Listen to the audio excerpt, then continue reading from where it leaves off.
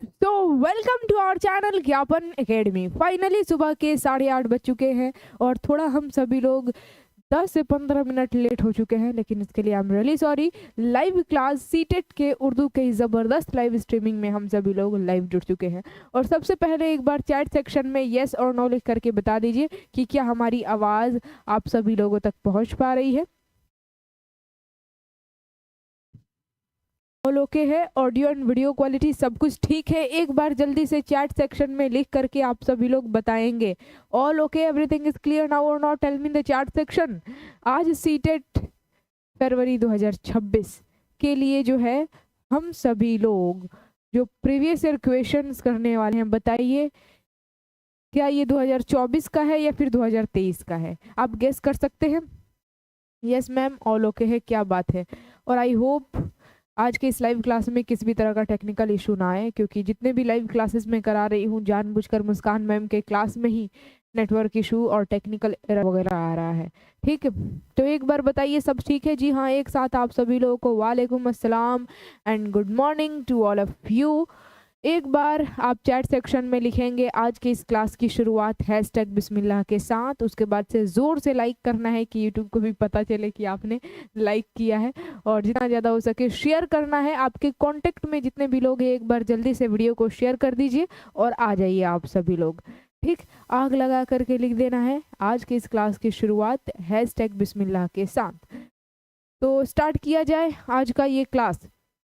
क्या आप लोग गेस कर सकते हैं कि आज जो हम लोग पिछले साल का क्वेश्चन करने वाले हैं वो कौन से ईयर का है, यानी कि कौन से साल का क्वेश्चन पेपर मैं लेकर के आई हूँ। जुलाई 2024 का मैंने आप लोग को कराया था पेपर 1, पेपर 2, लैंग्वेज 1, लैंग्वेज 2। दिसंबर 2024 का मैंने पेपर 1, पेपर 2, लैंग्वेज 1, लैंग्वेज 2 मैंने आप लोग को ऑलरेडी करा दिया।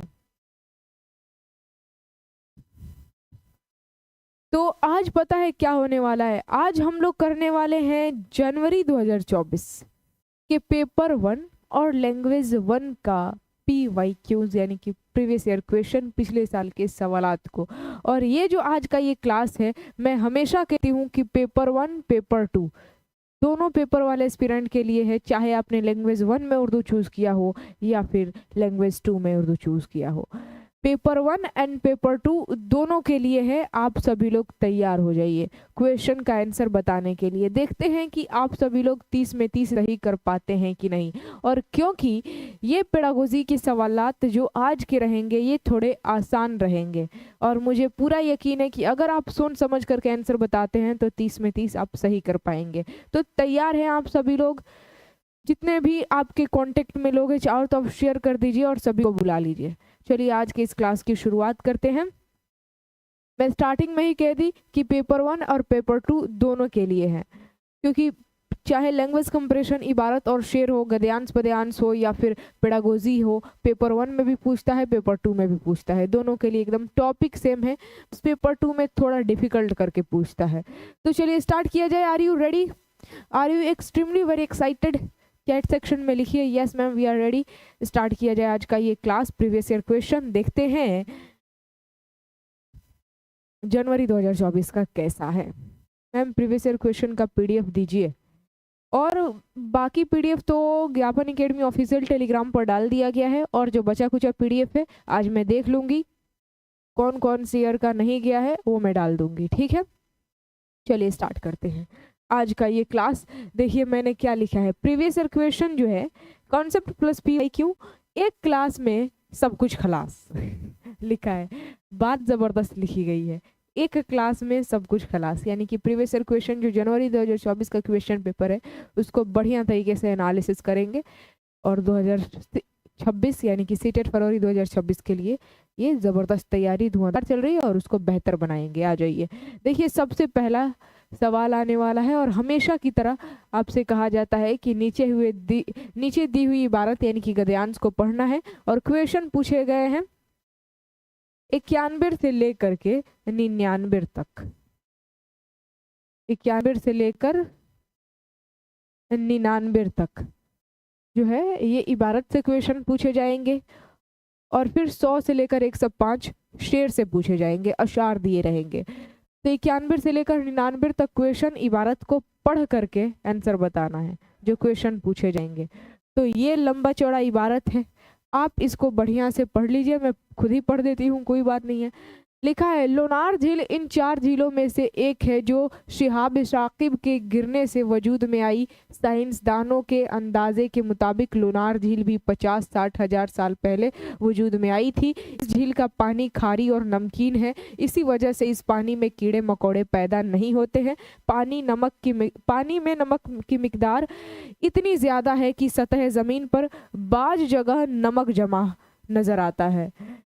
हैरत इस बात पर होती है कि झील के पानी के इंतहाई नमकीन होने के बावजूद झील के किनारे से सिर्फ 8-10 फीट के फासले पर तरह तरह के पौधे और दरख्त पाए जाते हैं। और भी आगे हैं, झील के आसपास कई मंदिर और बुजुर्गों के मज़ार हैं। झील के आसपास का नज़ारा सयाहों का दिल मोह लेता है। तो इस तरीके से ये गद्यांश यानी कि इबारत था। अब इससे सवाल पूछे जाएंगे। इस इबारत से सवाल नंबर 91 से लेकर 99 तक जो सवाल होंगे इसी इबारत से रहेंगे। चलिए देखिए, सबसे पहला सवाल, लोनार झील साइंसदानों के अंदाजे के मुताबिक कितने साल पहले वजूद में आई, बताइए। ए में है 20,000 साल पहले, बी में है 50-60 हजार साल पहले, सी में है 10,000 साल पहले और डी में है 40,000 साल पहले। सबसे पहला सवाल आ चुका है इस इबारत से।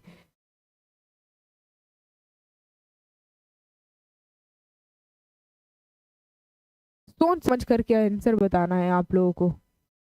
बी 50-60 हजार साल पहले, क्योंकि स्टार्टिंग में तो नहीं, इधर ही कहीं लिखा था। ये देखिए, अंदाजे के मुताबिक, साइंसदानों के अंदाजे के मुताबिक लोनार झील भी 50-60 हजार साल पहले वजूद में आई। ठीक, तो ऑप्शन नंबर बी, क्या बात है, एकदम जबरदस्त स्टार्टिंग आप लोगों का वाकई में खतरनाक है। एकदम सोच समझ करके आप सभी लोग आंसर बताएं। और खतरनाक का मतलब ये नहीं समझिएगा कि डेंजर, कभी कभी खतरनाक का इस वर्ड का यूज पॉजिटिव वे में भी किया जाता है। तो स्टार्टिंग आप लोगों का एकदम ज़बरदस्त रहा। पहले सवाल का जवाब बिल्कुल सही, और मुझे पूरा यकीन है कि आज 30 में 30 आप लोग सही करेंगे, क्योंकि पेडागोजी का आज आसान सवाल है। ठीक, तो देखिए, शिहाब साकिब गिरने के वजह से कौन सी झील वजूद में आई। ए में है लोनार झील, सोना झील, बुटकुल झील या फिर संजय झील। तो ये तो आसानी है, इसका आप लोग ऑप्शन नंबर ए धड़ाधड़ फटाफट आप सभी लोग लगा देंगे। इसमें तो सोचने वाली बात ही नहीं है। शिहाब साकिब के गिरने की वजह से लोनार झील जो है ना, ये वजूद में आई थी। अगला सवाल यहाँ पर कि झील का पानी नमकीन होने की वजह से उसमें क्या पैदा नहीं होते। कीड़े मकोड़े, मेंढक, कछुए, सांप बिच्छू, घास और आबी पौधे। बताइए, ये भी आसान है, ये भी एकदम हलवा सवाल। अभी आप लोगों का लगातार सही होगा। अभी 15 क्वेश्चन मुझे लगता है कि आप आसानी से सही कर पाएंगे। और देखिए क्या बात है, सभी का ए वेरी गुड। झील का पानी नमकीन होने की वजह से इसमें कीड़े मकोड़े पैदा नहीं होते हैं। अगला सवाल कि पास का मुतजाद क्या होगा। मुतजाद यानी कि अपोजिट वर्ड, विपरीतार्थक शब्द। ए में है दूर, बी में है नजदीक, सी में है करीब और डी में है तवील। तो हर वो एक शख्स, इट मीन्स बच्चा भी, शख्स बच्चा सब जानता है कि पास का दूर होगा अपोजिट वर्ड। क्या बात है, दूर का पास और पास का दूर। ऑप्शन नंबर ए, फर्स्ट ऑप्शन बिल्कुल सही। किनारे की जमा पूछ रहा है, किनारों, किनारातों, किनायात और फिर किनायातें, क्या होगा। तो इसका भी बहुत आसान है, इसका भी ए ही होगा। किनारे की जमा यानी कि बहुवचन प्लूरल क्या हो जाएगा, किनारों। ठीक, तो अभी तक लगातार आपका सही हो रहा है ना, तो सही होना भी चाहिए। इतना आसान सवाल है तो फिर गलत कैसे हो सकता है। अगला सवाल देखिए, 96 नंबर। पानी में नमक की मिकदार ज़्यादा होने की वजह से सतह ज़मीन पर क्या नज़र आता है। नमक जमा हुआ नज़र आता है, काई जमी हुई नज़र आती है, मिट्टी जमी हुई नज़र आती है, गंदगी जमी हुई नज़र आती है। ये भी आसान, इसका भी लगातार ए। ऑप्शन नंबर फर्स्ट क्यों सही होते जा रहा है। क्या बात है, इशरत परवीन ने लिखा है option A absolutely right answer. क्या बात है, अगेन ए, वेरी गुड। नमक जमा होती है, पानी में नमक की मिकदार ज़्यादा होने की वजह से सतह ज़मीन पर, ज़मीन के सतह पर नमक जमा हुआ नजर आता है। अगला सवाल, लोनार झील का पानी कैसा है? तो ऑप्शन ए में दिया है मीठा और नमकीन, बी में है नमकीन और भारी, सी में है खारा और नमकीन, और डी में है खारा और बदमजा। तो खारी और नमकीन लिखा था। लोनार झील का पानी कैसा है, तो लिखा था उसमें खारी और नमकीन। तो खारी तो नहीं, यहाँ पर खारा दिया है। ठीक है, तो option number third will be the absolutely right answer. अगला सवाल देखिए यहाँ पर, झील के आसपास का नज़ारा किसका दिल मोह लेता है? ए में है मुसाफिरों का, सयाहों का, आम लोगों का, और या फिर तालिब इल्मों का। तो सबसे लास्ट में मैंने पढ़ा था, उसमें लिखा हुआ था कि झील के आसपास का नज़ारा जो है वो सयाहों का दिल मोह लेता है। Option number B second will be the absolutely right answer. जो लोग यहाँ पर बी लगा रहे हैं, क्या बात है, एकदम जबरदस्त। अगला सवाल देखिए, 99 नंबर सवाल, जो कि इस गद्यांश से यानी कि इबारत से लास्ट सवाल, उसके बाद से अशआर के शेर आएंगे, यानी कि शेर कुछ दिए रहेंगे और उससे सवाल आपको बताना होगा। 99 नंबर सवाल है कि झील के किनारे तरह तरह के पौधे और दरख्त कितने फासले पर पाए जाते हैं? सिर्फ 1 फीट के फासले पर, सिर्फ 8-10 फीट के फासले पर, सिर्फ 1 फीट के फासले पर? दोनों एक ही जैसा हो गया है। सी में दिया है चंद कदम के फासले पर। तो झील के किनारे तरह तरह के पेड़ पौधे की बात की जा रही है, पौधे और दरख्त कितने फासले पर पाए जाते हैं? ऑप्शन नंबर बी लगा रहे हैं लोग, कंफर्म है, लॉक कर दिया जाए? एक बार देख लेते हैं कहीं सच में बदल गया तो। इधर ही है, यस यहाँ पर है।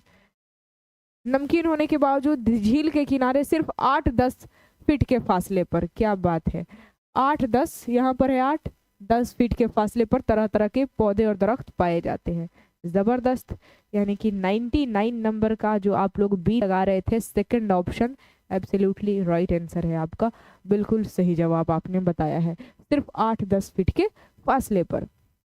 ठीक है, अब स्टार्ट होगा अशार। गद्यांश से तो हो गया, पद्यांश यानी कि कुछ शेर दिए रहेंगे और उसे पढ़ना है, और 100 से लेकर 105 तक सवाल पूछे जाएंगे इस अशार से। इस अशार को पढ़िए और 100 से लेकर 105 तक पूछे गए सवालों का जवाब बताइए। तो लीजिए, ये है आपके सामने अशार। हुई शाम, सोने का वक्त आ गया, अंधेरा सा चारों तरफ छा गया, गया डूब पश्चिम में अब आफताब, उफक पर चमकने लगा महताब, परिंदे आशियाने में जाने लगे, मवेशी भी जंगल से आने लगे, फलक पर सितारे चमकने लगे, जवाहर की सूरत दमकने लगे, किसान अपनी खेती से फारिग हुए, उठा हल को कंधे पर घर को चले। ठीक, तो ये था अशार, यानी कि शेर दिए गए थे, और इससे संबंधित ये रहा सबसे पहला प्रश्न, यानी कि सबसे पहला सवाल। फलक पर सितारे किसकी सूरत दमकने लगे? ए में है जवाहर की सूरत, बी में है मोती की सूरत, शीशे की सूरत, या फिर हीरे की सूरत? तो इधर ही कहा गया है, फलक पर सितारे चमकने लगे, जवाहर की सूरत दमकने लगे, जवाहर की सूरत दमकने लगे थे। तो ऑप्शन नंबर ए, फर्स्ट ऑप्शन, क्या बात है, जबरदस्त। Option number A will be the absolutely right answer. ये आसान था। आगे बढ़ते हैं, अगला सवाल यहाँ पर पूछा है कि फलक की जमा यानी कि बहुवचन प्लूरल क्या होगा? ए में दिया है अफलाक, अफलाकीन, अफलाकान, या फिर अफलाकातीन। अब इसका फास्ट आंसर बताइए, क्योंकि ये भी आसानी है, ये भी आसानी है। क्या बात है, जबरदस्त। फलक का जमा यानी कि बहुवचन होता है अफलाक। Very good. तो option number A will be the absolutely right answer. अगला सवाल आपके स्क्रीन के ऊपर कि फलक पर सितारे डॉट डॉट लगे, क्या करने लगे? निकलने लगे, चमकने लगे, आने लगे, या फिर जाने लगे? तो आने जाने की तो बात नहीं कही गई है। फलक पर सितारे निकलने लगे भी नहीं होगा, फलक पर सितारे चमकने लगे। Option number B, second option will be the absolutely correct option. क्या बात है, एमडी परवेज, फैजू हैं, रोशन अब्दुल रकीब, वेरी गुड, नैना है, आसिफ इमरान है, नफीसा शेख, साजिया, शमा परवीन, परफेक्ट। अब आगे बढ़ते हैं। 103 नंबर सवाल, कौन पश्चिम में जाकर डूब गया? महताब की आफताब की सैयारा या फिर सितारा? तो पश्चिम में जाकर के क्या डूबेगा? महताब? नहीं, क्या डूबेगा? वेरी गुड, आफताब। Option number second will be the absolutely right answer, इसका भी बी होगा। अगला सवाल, शाम होने पर परिंदे कहाँ जाने लगे? पेड़ों पर, आसमानों में, आशियाने में या फिर खेतों में?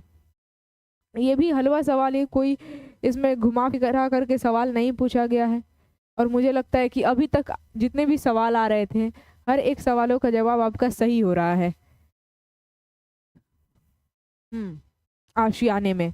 शाम होने पर परिंदे जो है ना अपने आशियाना, आशियाना का मतलब होता है घर, तो परिंदे अपने घर में जाने लगे। Option number C will be the absolutely right answer. ठीक, और ये लीजिए 105 नंबर उस अशआर का लास्ट क्वेश्चन। उसके बाद से पेडागोजी स्टार्ट होगा। ये 15वां क्वेश्चन है। गद्यांश और पद्यांश से 15 क्वेश्चन पूछे जाते हैं और 15 क्वेश्चन पेडागोजी से। तो ये गद्यांश और पद्यांश का लास्ट सवाल, और मुझे लगता है कि अभी तक 15 क्वेश्चन आपका सही हुआ होगा, हुआ है ना अभी तक? पेडागोजी में गलत होगा, अगला जो 15 क्वेश्चन है उसमें गलत हो सकता है, लेकिन अगर आप चाहेंगे तो नहीं भी होगा, अगर सोच समझ कर आंसर बताए तो। ऑप्शन नंबर ए, शायर के नजदीक शाम होने पर चारों तरफ क्या छा गया? अंधेरा, तारीकी, सन्नाटा या फिर खामोशी? क्या बात है, जबरदस्त, सभी का ए आ रहा है। Option first perfect answer. शायर के नजदीक शाम होने पर वो बोल रहे हैं कि चारों तरफ क्या छा गया? तो अंधेरा छा गया, तो ऑप्शन नंबर फर्स्ट। अब लीजिए पेडागोजी से सवाल स्टार्ट। अब थोड़ा आपको धैर्य रखना है, सब्र एक ऐसी सवारी है जो अपने सवार को कभी गिरने नहीं देती है, आप लोग ये सुने होंगे, लेकिन यहाँ पर वो बात नहीं है। यहाँ पर आपको सोच समझ करके आंसर बताना है।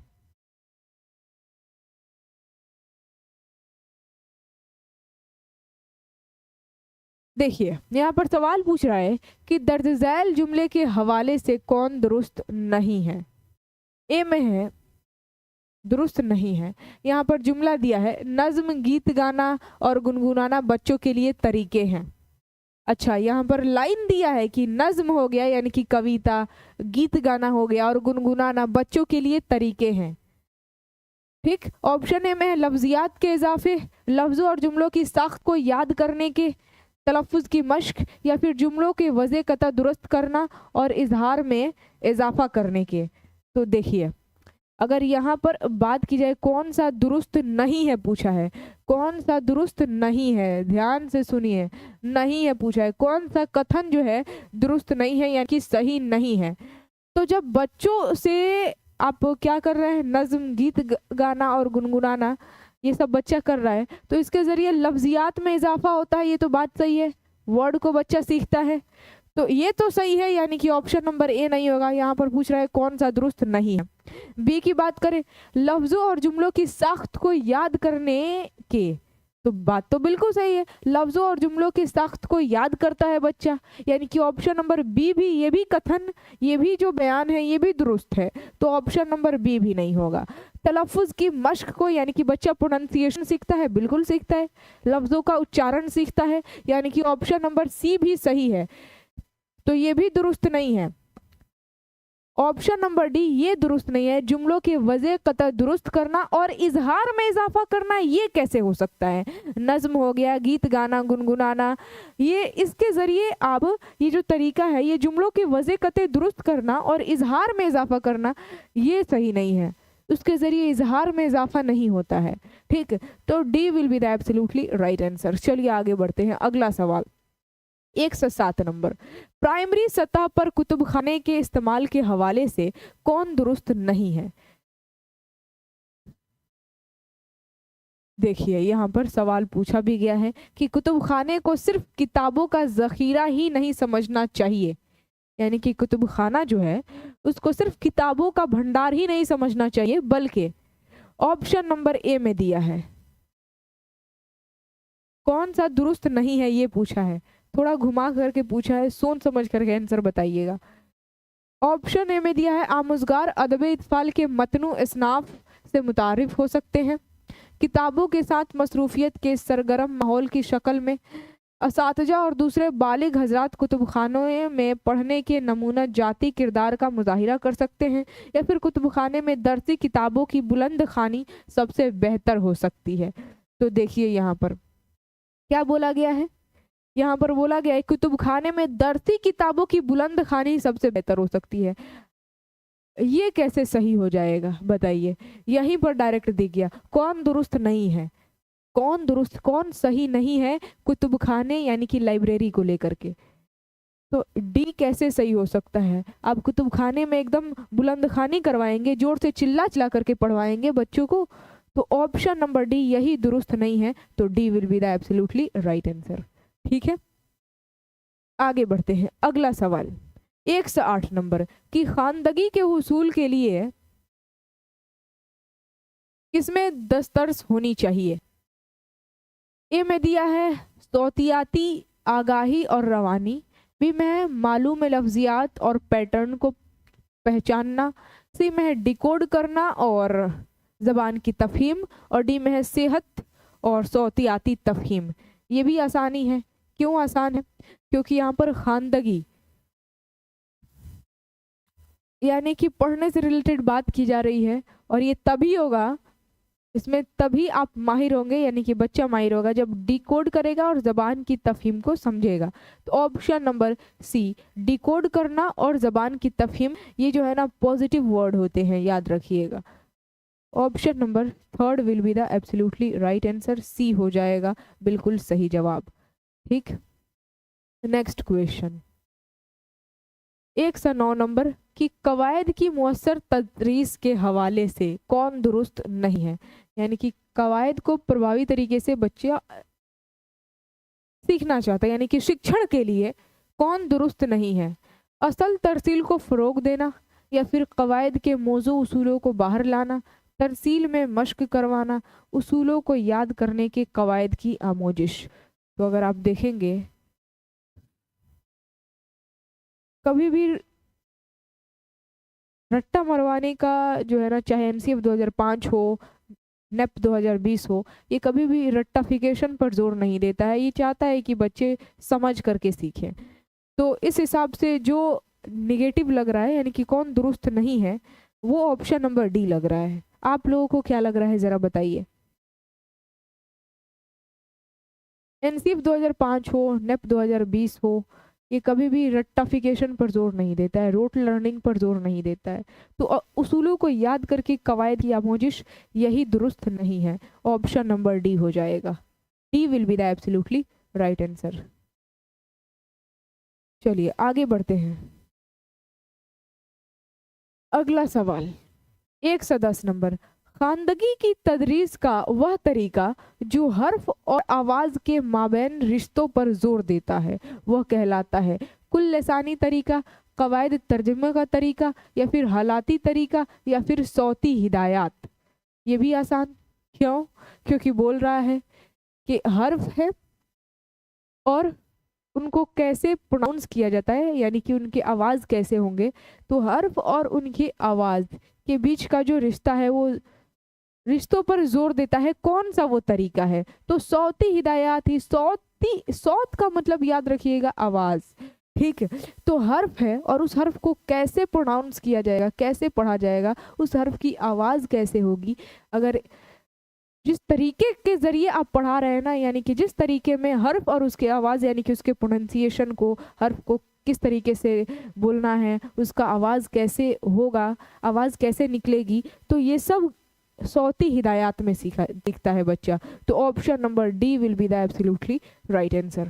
ठीक, अगला सवाल देखिए यहाँ पर 111 नंबर है कि एक उस्ताद तीसरी जमात के तलबा से कहता है, यानी कि एक शिक्षक तीसरी क्लास के एक छात्र से कहता है कि वह इस्म नकरा के मुतालिक 5 सवालात अपने साथियों से करे। इस तरह की सरगर्मियां होती हैं। ये महज ज़बानी रवानी की मश्क के लिए, इंज़बाती ज़बानी मश्क के लिए, आज़ादाना तौर पर बोलने के लिए, या फिर खामोशी से सुनने के लिए। बताइए क्या होगा इसका सही आंसर, क्या होगा? जल्दी से, फास्ट।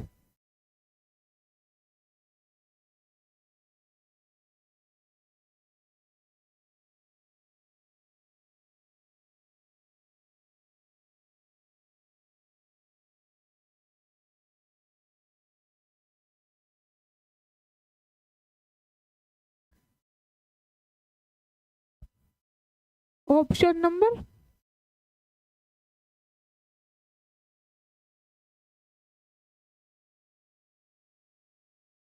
ए। क्या बात है, कुछ लोग सी भी लगा रहे हैं, फैजू हैं ए लगा रहे हैं, वेरी गुड।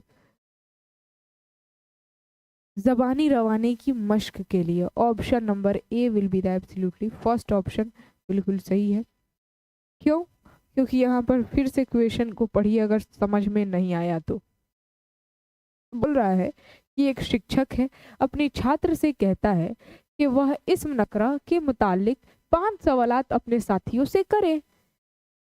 और इस तरह की सरगर्मियां, यानी कि यहाँ पर शिक्षक क्या करवा रहा है, कोई भी टॉपिक ले रहा है और उससे रिलेटेड सवाल पूछने के लिए और बच्चों को जवाब देने के लिए आपस में ही सरगर्मी करवा रहा है, गतिविधि करवा रहा है। इसका मतलब वो ज़बानी रवानी की प्रैक्टिस करवा रहा है ताकि ज़बान में रवानी आए। तो option number A will be the absolutely right answer. आगे बढ़ते हैं, अगला सवाल। तीसरी जमात का उस्ताद अपनी क्लास में एक रीडिंग कॉर्नर बनाना चाहता है। बच्चों की किताब के इंतखाब में सबसे पहले किस सवाल पर गौर करना चाहिए? यानी कि एक तीसरी क्लास का जो शिक्षक है वो एक रीडिंग कॉर्नर बनाना चाहता है। वो चाहता है कि वहाँ पर ढेर सारी किताबों को रखे। तो किताब के इंतखाब के लिए, किताब के चुनाव के लिए पहले किस सवाल पर सबसे ज़्यादा गौर करना चाहिए? सबसे पहले कौन से मुद्दे पर गौर करना चाहिए शिक्षक को? तो लीजिए 4 ऑप्शन ये हैं आपके स्क्रीन के ऊपर। ऑप्शन ए में दिया है, क्या उन किताबों के मुसन्निफ अदब इत्फाल की दुनिया में मशहूर व मुअज़्ज़ज़ है? या फिर क्या तहरीर करदा किताबें क्लास के ज़्यादातर बच्चों के आज़ादाना पढ़ने की सतह के मुताबिक है? या फिर क्या यह किताबें तीसरी जमात की ख़ानदगी की दरसियात के मकासद के हुसूल में मुआविन है? या फिर क्या एक से ज़ायद तदरीसी असबाक में उन किताबों का इस्तेमाल मुनासिब है? यानी कि वो जो किताबों का चुनाव कर रहा है तो सबसे पहले उसको किस सवाल पर गौर करना चाहिए, किस चीज़ का ध्यान रखते हुए उसे किताब का चुनाव करना चाहिए, ये आपसे सवाल पूछ रहा है।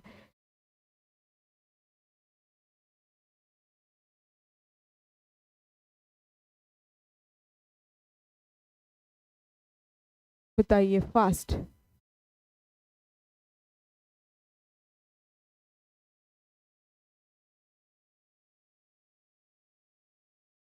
कंफ्यूजन सी। अगर देखा जाए तो सी भी पॉजिटिव में दिख रहा है। ऑप्शन नंबर बी और डी नहीं होगा, ये कंफर्म है। या तो ए हो सकता है, नहीं तो सी हो सकता है। उसको इस सवाल पर गौर करना चाहिए कि क्या उन किताबों के मुसन्निफ अदब इत्फाल की दुनिया में मशहूर व मुअज़्ज़ज़ हैं? या फिर क्या यह किताबें तीसरी जमात की ख़ानदगी की दरसियात के मकासद के हुसूल में मुआविन है? ये भी सवाल इम्पोर्टेंट है कि क्या यह किताबें तीसरी क्लास के पढ़ने के जो भी मकसद है उसके हुसूल में मुआविन है या फिर नहीं। तो क्या करना चाहिए? लेकिन फिर यहाँ पर बोल रहा है कि सबसे पहले, ये भी सवाल इम्पोर्टेंट है। सी भी इम्पोर्टेंट है और ए भी इम्पोर्टेंट है, दोनों इम्पोर्टेंट है। लेकिन सबसे पहले पूछ रहा है कि सबसे पहले किस सवाल पर गौर करना चाहिए। तो क्योंकि तीसरी क्लास का है ना, तीसरी क्लास का ये किताब है, तो सबसे पहले उन्हें इसी बात पर गौर करना चाहिए कि क्या उन किताबों के मुसन्निफ अदब इत्फाल की दुनिया में मशहूर व मुअज्जिज़ हैं। ऑप्शन नंबर ए लग रहा है जहां तक।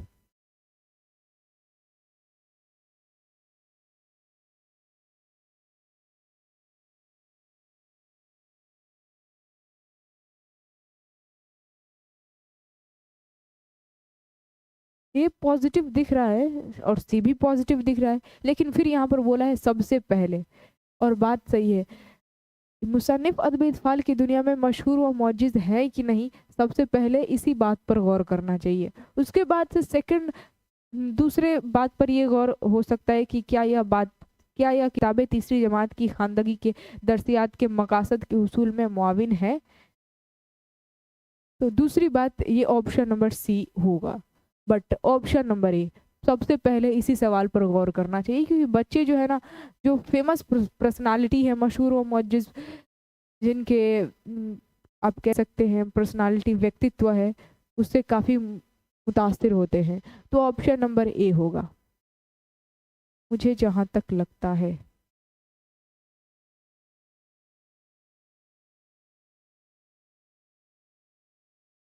क्या किया जाए, क्योंकि बच्चे को पता कैसे चलेगा उस मुसन्निफ लेखक के बारे में, यही तो पॉइंट होता है। यहाँ पर बच्चों को बड़े बड़े पर्सनालिटी यानी कि व्यक्तित्व शख्सियत के बारे में बताया जाता है कि ये थे वो थे बड़े आदमी थे, और क्योंकि तीसरी क्लास में है इस वजह से ज़्यादा ऑप्शन नंबर सी और ए दोनों लग रहा है। क्या किया जाए, लेकिन ये भी देखने को हम लोग देख पा रहे हैं ऑप्शन नंबर ए से ज़्यादा ऑप्शन नंबर सी की तरफ रुझान जा रहा है। सबसे पहले उसे इस बात पर गौर करना चाहिए कि क्या यह किताबें तीसरी जमात यानी कि तीसरी क्लास की खानदगी की दरसियात के मकासद के उसूल में मुआविन है। ऑप्शन नंबर सी भी लग रहा है। हाँ, सी होगा, मुझे भी सी ही लग रहा है, क्योंकि ए से ज़्यादा रुझान सी की तरफ जा रहा है अगर देखा जाए तो। हाँ, ये दूसरे पॉइंट पर रख सकते हैं। सबसे पहला सवाल अगर गौर किया जाए, सबसे पहले सवाल पर कि क्या यह किताबें तीसरी जमात की खानदगी के मकासद के हुसूल में मुआविन होते हैं। दूसरी बात कि जो उसमें मुसन्निफ वगैरह हैं, लेखक वगैरह, वो मशहूर व मुअज्जिज़ हैं कि नहीं, तो इसको दूसरे नंबर पर रह सकते हैं। सी जहाँ तक सी ही होगा, चलिए कंफर्म,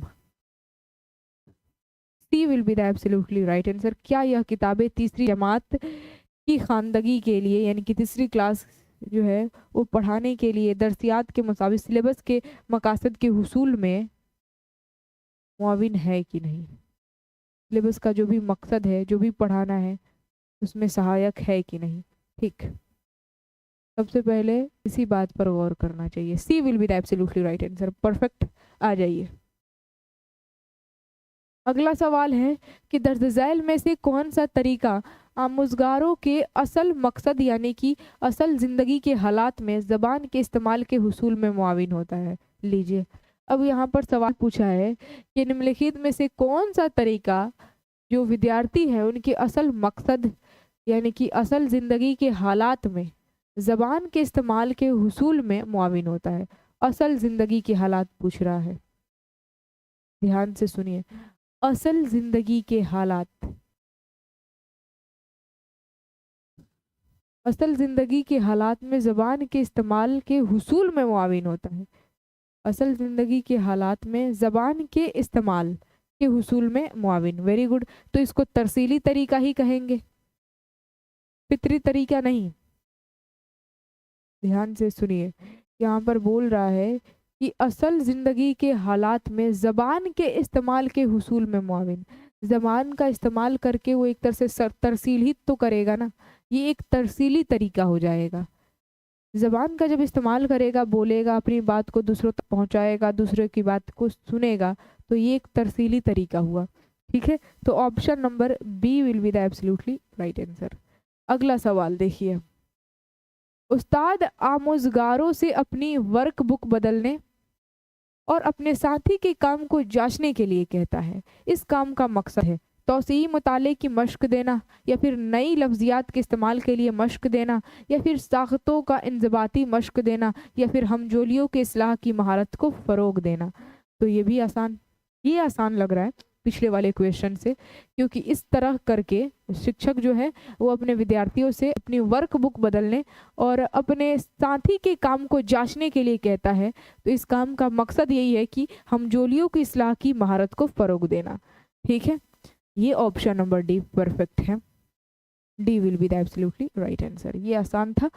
अगला सवाल, बच्चे बुनियादी सतह पर आमोजिश में ज़्यादा मशगूल होते हैं जब, ऑप्शन ए में दिया है उस्ताद के बाद गाते हैं, या फिर जब मुख्तलिफ आवाज़ को बरतते और अपने हाथों को सरगर्मी से इस्तेमाल करते हैं, या फिर अपनी कॉपी में हुरूफ पर हाथ फेरते या बार बार लिखते हैं, या फिर डी में दिया है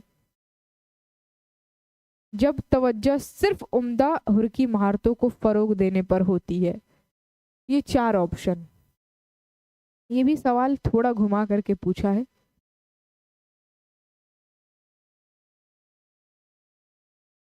ऑप्शन नंबर ए नहीं होगा, ऑप्शन नंबर सी नहीं होगा। ये तो बात सही है, उस्ताद के बाद गाते हैं, ऑप्शन नंबर ए नहीं होगा, और ऑप्शन नंबर सी भी नहीं होगा।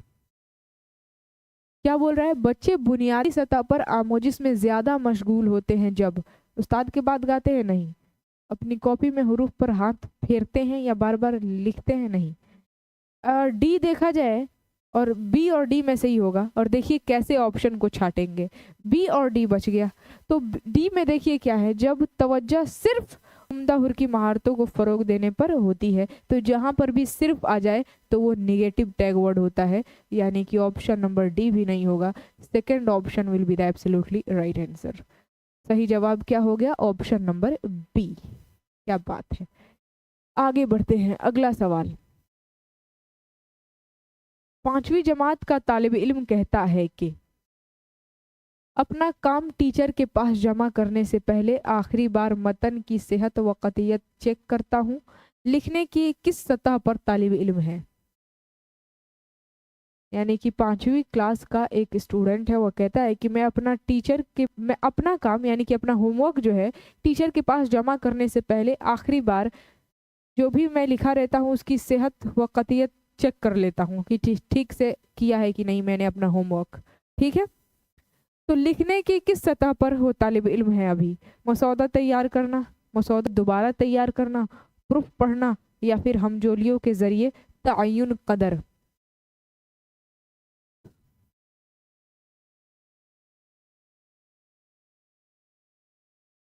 बताइए।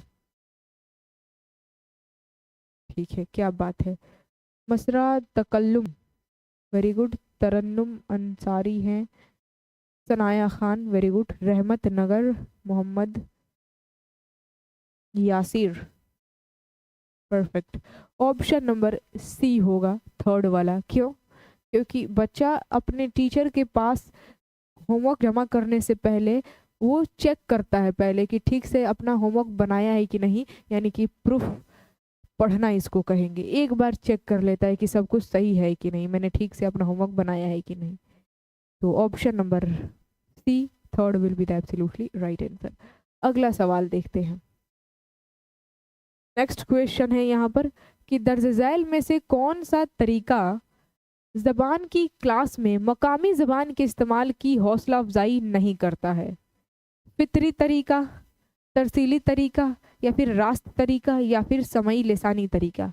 बहुत आसान सवाल पूछा है। बोल रहा है कि दर्ज झैल में से कौन सा तरीका है जो ज़बान की क्लास में मकामी ज़बान के इस्तेमाल की हौसला अफजाई नहीं करता है, यानी कि जो उसका मादरी ज़बान है ना, बच्चे का जो मातृभाषा, उसकी हौसला अफजाई नहीं करता है, यानी कि उसको अलग हटा, यानी कि उसकी हेल्प नहीं लेता है। तो मैंने आप लोगों को क्या बताया था, कौन से तरीके में मादरी ज़बान की हेल्प नहीं ली जाती है? रास्त तरीका में। ऑप्शन नंबर सी।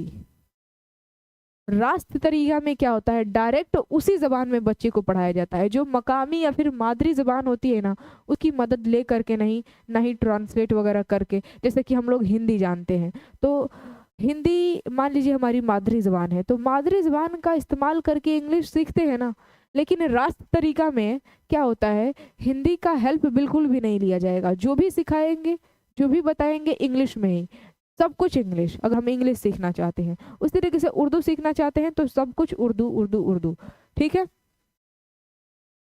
वीडियो अटक रहा है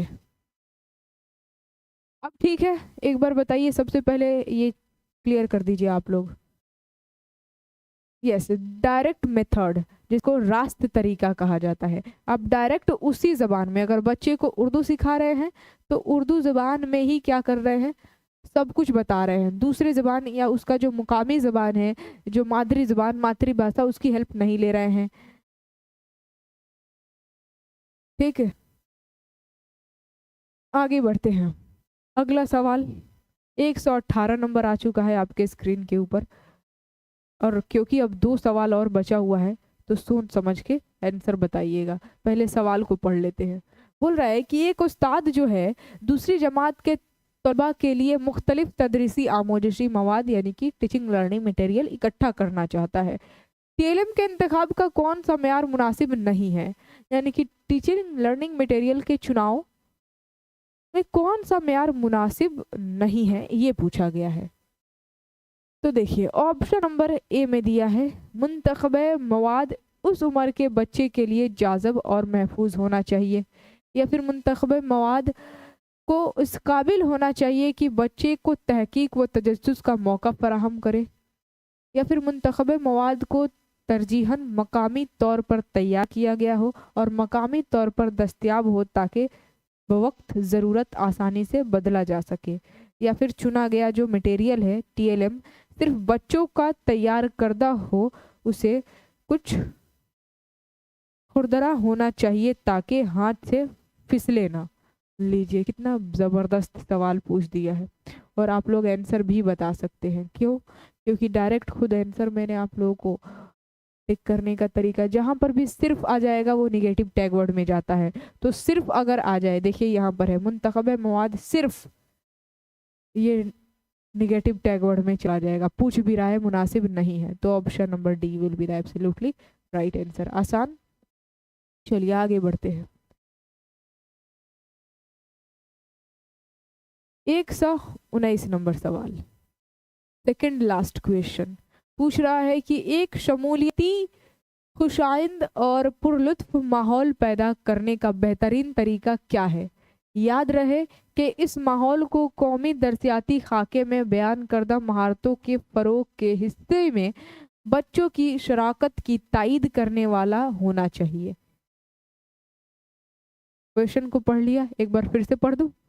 एक शमूलियती, खुशाइंद और पुरलुत्फ माहौल पैदा करने का बेहतरीन तरीका क्या है, आपसे पूछ रहा है। यानी कि आपको ऐसा तरीका बताना है कि क्लास में सभी तरह के बच्चे हों, किसी भी जेंडर के, किसी भी कास्ट के, किसी भी मजहब के, कोई गरीब कोई अमीर, सभी तरह के बच्चे हों, शमूलियती क्लास, साथ ही साथ पुरलुत्फ माहौल हो, अच्छा माहौल हो।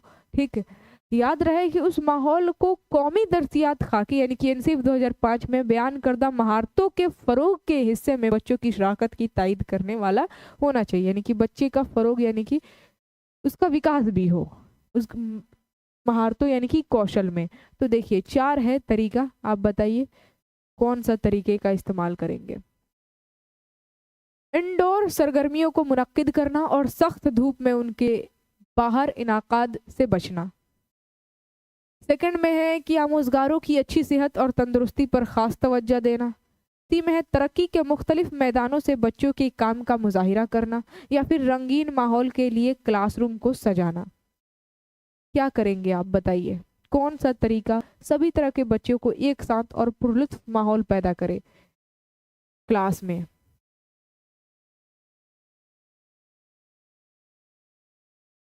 फिर से पढ़ूं, सभी तरह के बच्चे हों, किसी भी जेंडर के, चाहे वो लड़का हो लड़की हो, किसी भी कास्ट के, किसी भी मजहब, किसी भी धर्म के, चाहे वो अमीर हो या फिर गरीब हो, एक शमूलियती क्लास रखना है और पुरलुत्फ अच्छा माहौल क्रिएट हो। और ध्यान रहे कि महारत एनसीएफ 2005 में बयान करदा महारत यानी कि जो कौशल है, महारत है, स्किल्स है, उसको भी बढ़ावा मिले, बच्चों की स्किल भी डेवलप हो, स्किल में भी विकास हो। तो वो कौन सा तरीका है बताइए, सबसे बेहतरीन तरीका क्या है शमूलियती और खुशाइंद और पुरलुत्फ माहौल पैदा करने के लिए? सबसे पहले ऑप्शन नंबर ए में जो दिया है इंडोर सरगर्मियों को मुनक्किद करना और सख्त धूप में उनके बाहर इनाकात से बचना, ऑप्शन नंबर ए गलत। आमोजगारों की अच्छी सेहत और तंदुरुस्ती पर खास तवज्जो देना का क्या आप यही करेंगे? ऑप्शन नंबर बी भी नहीं होगा। क्या बोल रहा है उस कौशल का भी एनसीएफ 2005 के हिसाब से भी चलना है। एनसीएफ 2005 के मुताबिक महारतों को भी फरोग मिले, कौशल स्किल का भी विकास हो, तो तरक्की के मुख्तलिफ मैदानों से बच्चों के काम का मुजाहिरा करना, option number C third will be the absolutely right answer. हाँ, डी नहीं होगा। रंगीन माहौल के लिए क्लासरूम को सजाना, ये कैसे हो जाएगा? C will be the absolutely right answer. अगला सवाल जो कि लास्ट सवाल है 120 number, as you can see on the screen, बोल रहा है कि दर्ज झैल में से कौन बुनियादी सतह पर दरसी किताब तैयार करने के उसूल में शामिल नहीं है? जो सिलेबस का किताब है उसको तैयार करने के उसूल में शामिल नहीं है। ए में है दरसियात के उसूल, पेशकश के उसूल, ठोस उसूल, टेक्नोलॉजी के उसूल। क्या बात है, जबरदस्त। जल्दी से आंसर बता दीजिए क्या हो गया इसका। 120 का क्या बात है। Kulsum Sameen very good, Sadaf Noori perfect, Kalimuddin Sheikh very good. Option number C होगा। क्यों? ठोस उसूलों को आप कैसे रख सकते हैं दरसी किताब में, बताइए। Option number C will be the absolutely right answer. ठोस चीज़ों को जो बच्चा खुद से विजुअलाइज प्रैक्टिकली करके देखे वो किताब में आप कैसे डाल सकते हैं? ठीक, तो option number C will be the absolutely right answer. ये किताब तैयार करने के उसूल में शामिल नहीं होगा। और फाइनली यहाँ पर टोटल 30 क्वेश्चन खत्म हुआ और आप लोग बताएंगे कि आपने कितना गलत किया। आज के 30 सवालों में कितना गलत हुआ आपका। आज की इस क्लास का पीडीएफ टेलीग्राम ज्ञापन एकेडमी ऑफिशियल पर डाल दिया जाएगा। 30 में 28 मिशा का सही हुआ है, क्या बात है, यानी कि केवल 2 गलत। और एमडी अजहर अली का 30 में 26 यानी कि 4 गलत। महफूज आलम का 30 में 30।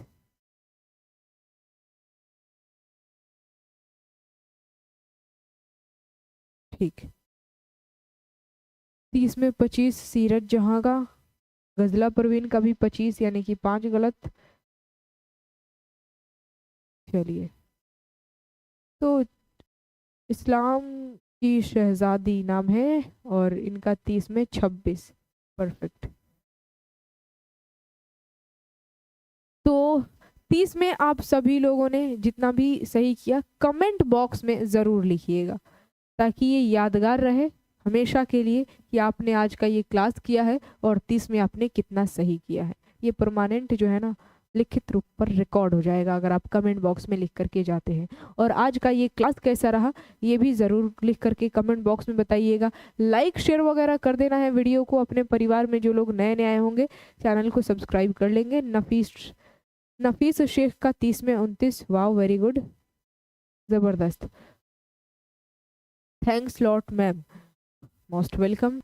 चलिए अब आज के इस क्लास को एंड करते हैं। लाइक शेयर ज़रूर कीजिएगा। अपने परिवार में जो लोग नए नए आए हैं चैनल को सब्सक्राइब कर लेंगे। और कमेंट बॉक्स में इन द लास्ट अभी मैं एंड करने जा रही हूँ लेकिन कमेंट बॉक्स खाली छोड़ करके मत जाइएगा। कमेंट बॉक्स में ज़रूर लिख करके बताइएगा कि आज का ये क्लास कैसा रहा।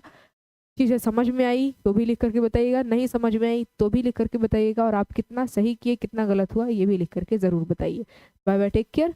मिलते हैं इसके नेक्स्ट क्लास में नए एनर्जी नए मोटिवेशन के साथ। तब तक के लिए हंसते रहिए, मुस्कुराते रहिए, स्वस्थ रहिए, मस्त रहिए, खुशहाल रहिए, और वीडियो को लाइक शेयर करके कमेंट बॉक्स में ज़रूर बताइए। Bye bye, take care. जय हिंद और खुदा हाफिज़।